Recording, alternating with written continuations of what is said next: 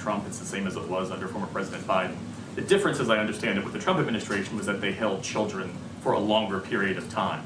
How can that process be sped up? There are immigration advocates who say most kids who come here unaccompanied have the name or a phone number of a relative here in the U.S. and that they should be matched with them promptly.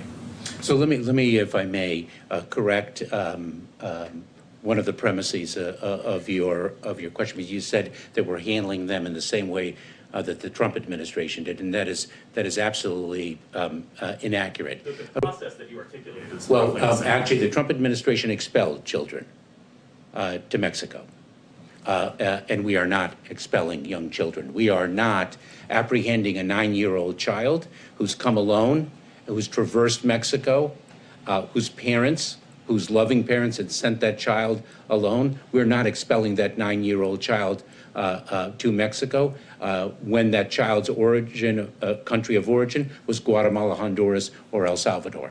We are actually bringing that child into a Border Patrol station as a stepping point to get that child in the hands of HHS that has the capacity and the unique talents to care for the child, healthcare workers, mental health counseling, and the like, and moving that child to a sponsor as quickly as possible.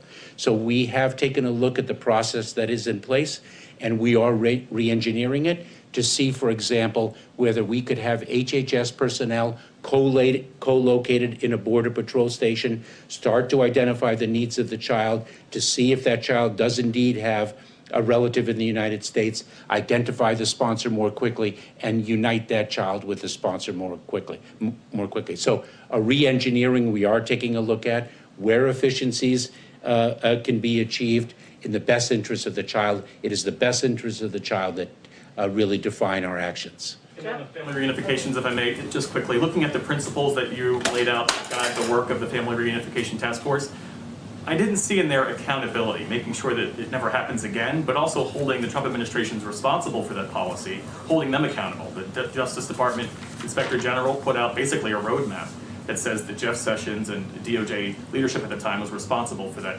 enforcing that zero tolerance policy. So it's very important. First of all, those principles are our guide. We are going to be discussing what can we do under the law, because remember, we must address the needs of each family member in an individualized way, each family unit in an individualized way in accordance with the law. So these are our goals. Our overarching goal is, of course, to be as humane as the law provides, to be as restorative as the law enables us to be, to bring justice to these families.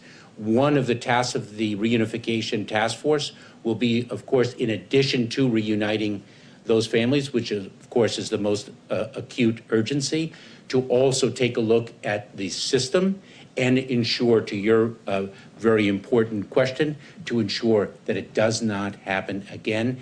As the president has so powerfully said, this is not who we are.